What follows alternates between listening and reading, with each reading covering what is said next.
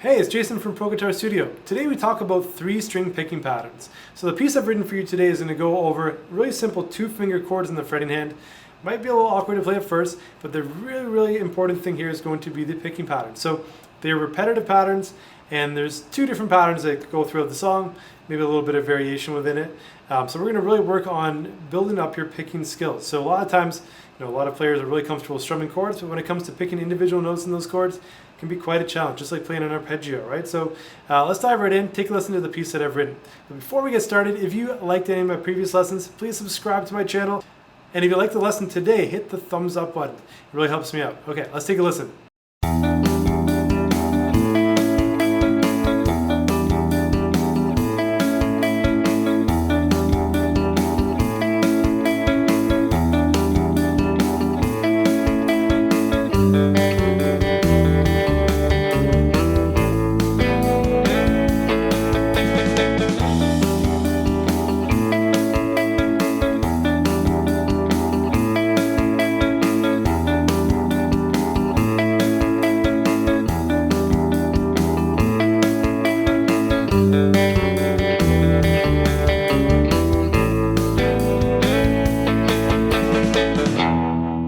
Alright, so now that we've heard the piece we're going to learn today, let me just talk about the chords here. So the first chord I'm doing is an E minor 7, but a different voicing that than you might be used to.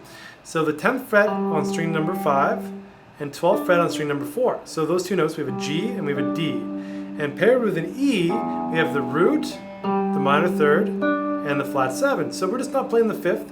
The official name sometimes is E minor 7, no 5, or no 5th. We're just going to call this an E minor 7, okay? Now the pattern I'm playing here is string 6, 4, 5, 6, 4, 5, 6, 5. 6, 4, 5, 6, 4, 5, 6, 5. Or E, D, A, E, D, A, E, A.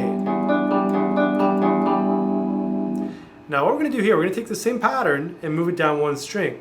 And the chord that we're going to play, we're going to slide back our finger 1 fret. Okay, so we're going to go back to the 11th fret with our ring finger on string number 4 on the D string.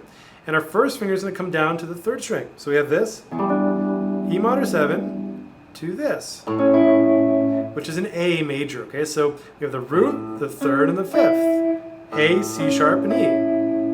E minor 7, A major. Sort of cool, right? So I almost look at this, not an inversion, but the fingers are inverted or switched around from where they were. So the power chord shape, and we just flip them around. Okay? So you can think of that kind of chord transition. E minor 7, A major. So we're going to do this pattern, string 5, 3, 4, 5, 3, 4, 5, 4. Or A, G, D, A, G, D, A, D. We're going to do that 4 times in a row. And also I should note, okay, so when I go through it, it's going to be hard to keep it up to speed at first, so just play it slow, whatever speed you can do. Try to keep it in time, right? Whatever speed. When we go to the A, you'll see me, I bring my thumb up, and especially in the video, you'll see that. And the reason why I do that is because I want to block out that open 5th string. So I go like... That's the main reason my thumb is there, to give it a little bit of a mute. So that pattern is 4 times, right? So 1, 2, 3, 4. And so really a big part of that, once I've explained it and you can sort of see what I'm doing, it's really all about practice. It's not the easiest thing to do, but as you get working on it, it'll get more comfortable, okay? So focus on that part as our first section. And the second part we're going to do here, we're going to flip around this pattern. We're going to play the 10th fret on string number 5, and we have the open 4th and 3rd. And we want to pick string 5, 4, 3. And I should also go back before I forget on this here.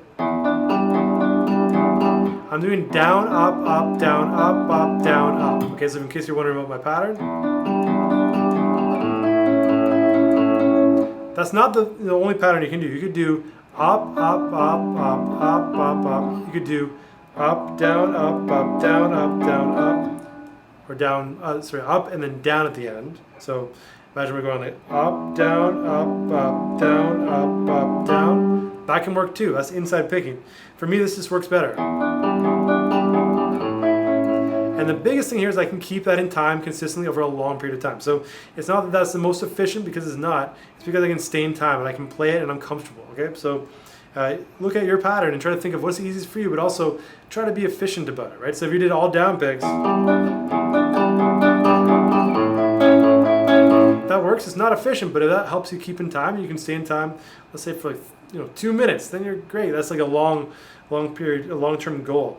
But if you can keep that in time for let's say even 30 seconds, that's cool to start with. All right, so the picking pattern isn't as important in my mind anyways as keeping yourself in time. If you can play in time, that'll be the first thing. And usually the first thing I address is if someone is playing off time, maybe we can address the picking pattern. Maybe we can make a better pattern or change the pattern up to make it easier to stay in time.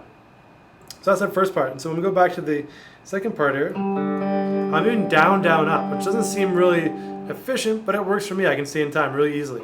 So I'm playing the 5th string, 4th string open, and 3rd string open.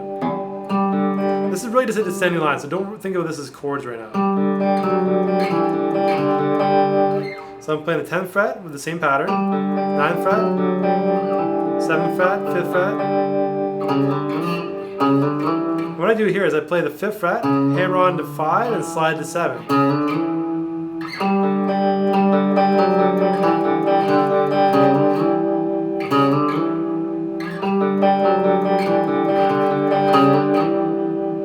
Alright, so that's my pattern there.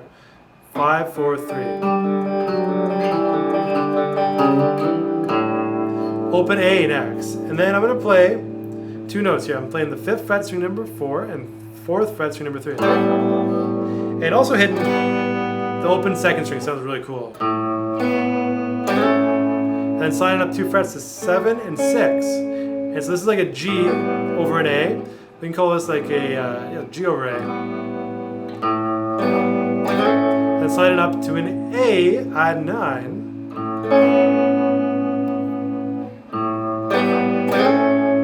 And then I go. So 6 strums. And that builds up with the drums, okay? Then it goes back to our riff.